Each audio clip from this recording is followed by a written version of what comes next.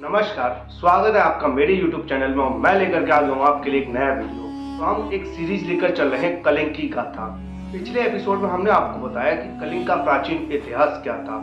अब हम आपको बताएंगे कि कलिंग की ट्रेड हिस्ट्री क्या थी, जिस ट्रेड हिस्ट्री की वजह से ही इतने ज्यादा अटैक हुए कलिंग पर और कलिंग को हर कोई अपने कंट्रोल में लेना चाहता था। तो देखिए, कलिंग की ज्योग्राफी ऐसी थी कि इसे एक बहुत बड़ा समुद्र मिल जाता था।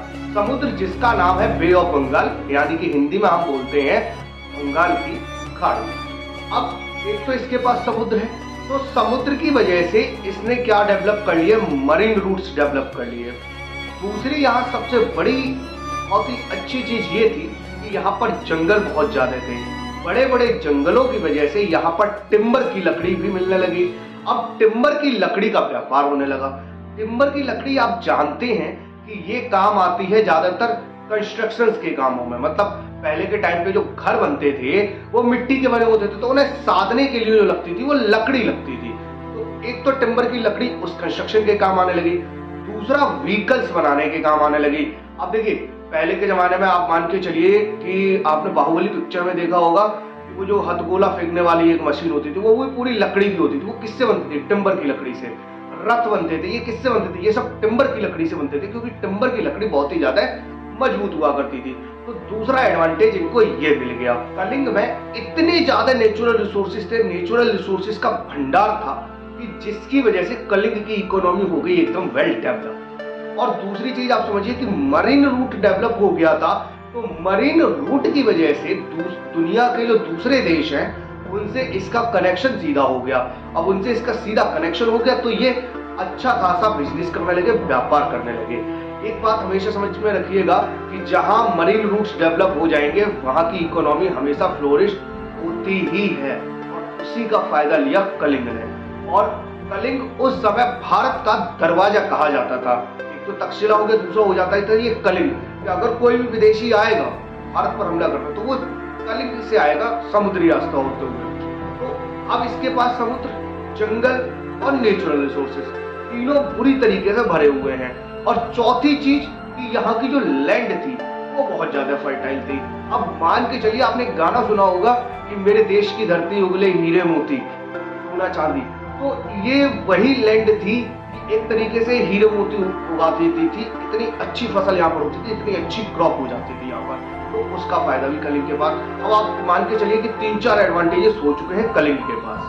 मरीन रूट की वजह से ये लोग क्या कर पा रहे थे कि इंपोर्ट एक्सपोर्ट कर पा रहे थे, इनकी एग्रीकल्चर बहुत अच्छी थी। दूसरा, फिर इनके पास नेचुरल रिसोर्सेज बहुत ज्यादा हो गए थे। और चौथा, यहाँ पर थे जंगल, जिससे टिम्बर की लकड़ियों का व्यापार अच्छा खासा हो रहा था। इसकी वजह से इनकी इकोनॉमी हो गई एकदम वेल डेवलप और बहुत ज्यादा मजबूत।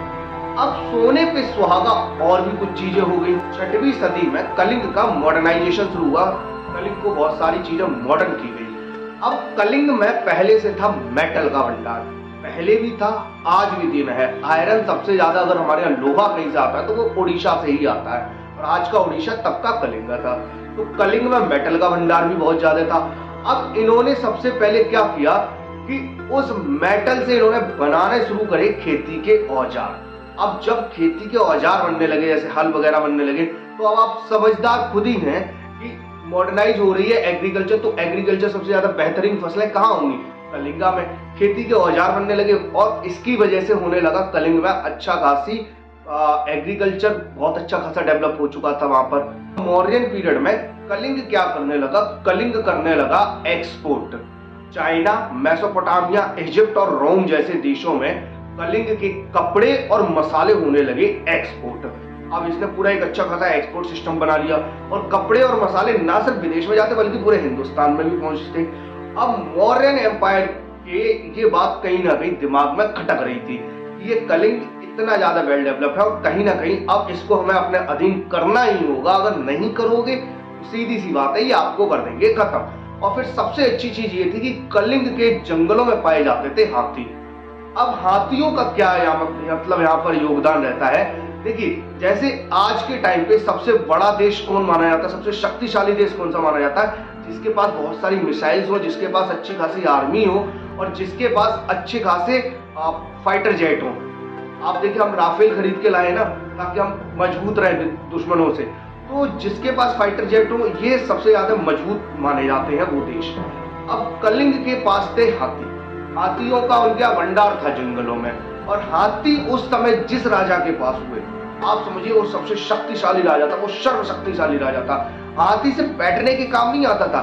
हाथी को आप साकर दे दो, वो पूरे रणभूमि में तांडव मचा देता था। अगर वो पागल हो जाए रणभूमि में तो दुश्मन की सेना भी कुचल के रख देता था। और हाथी से बड़े बड़े किलों के बड़े बड़े दरवाजे तोड़े जाते थे। तो हाथी का इतना ज्यादा यूज था एक वॉर में, एक राज्य के अंदर। आप समझिए उस टाइम पर ट्रेनर रखे जाते थे हाथी को सिखाने के लिए, और 2-3 तरीके के ट्रेनर होते थे। जो फ्रेंडली बिहेवियर वाले भी हाथी रखे जाते थे, और युद्ध के लिए भी हाथी रखे जाते थे। पूरा हाथियों से ही व्यू बनाया जाता था। आचार्य चाणक्य ने अपनी किताब में इसका पूरा विश्लेषण किया है अर्थशास्त्र में। तो आप समझिए उस टाइम हाथियों का कितना ज्यादा योगदान था। और कलिंग के जंगलों में थे हाथी। अब मौर्यन एम्पायर को भी चाहिए थे हाथी। मौर्यन एम्पायर भी क्यों नहीं चाहेगा हाथी? वो इतना बड़ा साम्राज्य, अखंड भारत बनाया हुआ है उन्होंने, तो उन्हें भी हाथी चाहिए अपनी मजबूती के लिए। अब मौर्यन एम्पायर और कलिंग की रहती थी हमेशा ऐसी, यानी कि दोनों में तनातनी रहती थी, दोनों में तलवारें खींचती थी। तो अब मौर्यन एम्पायर पूरी कोशिश में था कि किसी भी तरीके से कलिंग को हम अपने अधीन कर दें। अब हाथी तो थे, इसकी वजह से कलिंग जो व्यापार करता था वो करता था हाथी के दांतों का। गेहूं चावल वहां से आते थे, और उसके साथ साथ आयरन भी वहां से जाता था पूरे देश में। अब तलवार किससे बनेगी? आयरन से बनेगी, लोहे से बनेगी। अब लोहा कहाँ मिल रहा है? कलिंगा में मिल रहा है। तो आप सोचिए कि कलिंग की कितनी ज्यादा इंपॉर्टेंस यहाँ पर बढ़ जाती है उस समय, और ट्रेड हिस्ट्री कितनी शानदार थी कलिंग की, आप ये अपने दिमाग में लेकर चलिएगा। अब ये कलिंग की इतनी ज्यादा ट्रेड हिस्ट्री शानदार थी, ऐसे में सबसे ज्यादा जरूरी था इसको अधीन करना। और इसको अधीन करना भी इतना आसान नहीं था, क्योंकि इसकी अच्छी खासी सेना इसने अपनी डेवलप करके अपने आप को बहुत अच्छा खासा मजबूत कर रखा था। मैंने आपको बताया कि हाथी इनके पास बहुत सारे थे। अब हाथी थे तो आप जान सकते हैं कि भाई कितने ज्यादा मजबूती से ये अपने किसी भी दुश्मन का मुकाबला करेंगे। यहाँ पर हाथी दांत, यहाँ पर आयरन मिल रहा है, यहाँ पर कपड़े मिल रहे हैं, यहाँ पर मसाले मिल रहे हैं, यहाँ पर टिम्बर की लकड़ी मिल रही, यहाँ पर पत्थर से बने हुए प्रोडक्ट मिल रहे, सब कुछ मिल रहा। इन सब की वजह से विदेशी भी अट्रैक्टिव होने लगे। जो दूसरे देश के लोग थे वो भी क्या होने लगे, वो भी इसकी तरफ, कलिंग की तरफ अट्रैक्टिव होने लगे, और वो करने आने लगे व्यापार। देखिए सबसे ज्यादा देश वही फल फूलता है जहां पर व्यापार होता है। अब विदेशी आ रहे हैं, कलिंग में रुक रहे हैं, वो क्या दे रहे हैं? टैक्स दे रहे हैं। यहाँ से सामान खरीद के ले जा रहे हैं, उसका टैक्स दे रहे हैं, रहने का खाने का वो सारा खर्चा पे कर रहे हैं। तो आप सोचिए कि कितना ज्यादा फायदा होगा। और कुछ विदेशी यहीं पर आकर बस गए थे व्यापार करने के लिए। तो कलिंग के संबंध दूसरे देशों से भी अच्छे खासे मजबूत हो गए। कलिंग ने जल्द ही, आप समझ के चलिए कि श्रीलंका, बर्मा और बाली जो कि आज के समय में इंडोनेशिया में आता है, इन सब में अपने संबंध नए बना लिए, इन सब से रूट अपने डेवलप कर लिए, और यहाँ पर भी ट्रेड शुरू हो गया। यही चीज कहीं ना कहीं मौर्यन एम्पायर खटक रही थी, और वो लगातार इसको जीतने की कोशिश कर रहे थे। मौर्यन एम्पायर के 2 राजा इसी बात में खप गए कि किसी तरीके से कलिंग को हम जीत लें, और उन्होंने अपनी जिंदगी की सारी कोशिशें कर ली, लेकिन फिर भी वो कलिंग को जीत नहीं पाए। लेकिन उन 2 राजाओं के बाद आता है तीसरा राजा, जो सिर्फ और सिर्फ यही सोच के आया था कि उसको कलिंग जीतना है। और वो कलिंग को जीतने के लिए ऐसे लड़ा कि मानो इसको जीतने के बाद वो सारी दुनिया का सम्राट बन जाएगा। और उसने इस युद्ध को जीतने के लिए पूरे कलिंग को तहस नहस कर दिया, मिट्टी में मिला दिया। कौन था ये राजा? ये तो आपको अगले एपिसोड में पता चलेगा। कलिंग का युद्ध हुआ, कलिंग किस तरीके से खात्मे की तरफ चला, ये पूरी आप सब कुछ इस पूरी सीरीज में जान पाएंगे। आपको अगर ये सीरीज पसंद आ रही है तो प्लीज लाइक करिए और अपने दोस्तों को शेयर करिए। आपकी स्टडी में भी ये बहुत ज्यादा इंपॉर्टेंट है, तो अपने सभी पढ़ने वाले दोस्तों को, भाइयों को शेयर कर दीजिए। और अगले कैसे वीडियो बनाएं ये भी बता दीजिएगा। तो हम मिलते हैं आपसे अगले वीडियो में, जहां हम सुनाएंगे कलिंग के युद्ध की गाथा। तो चलिए, तब तक के लिए नमस्कार।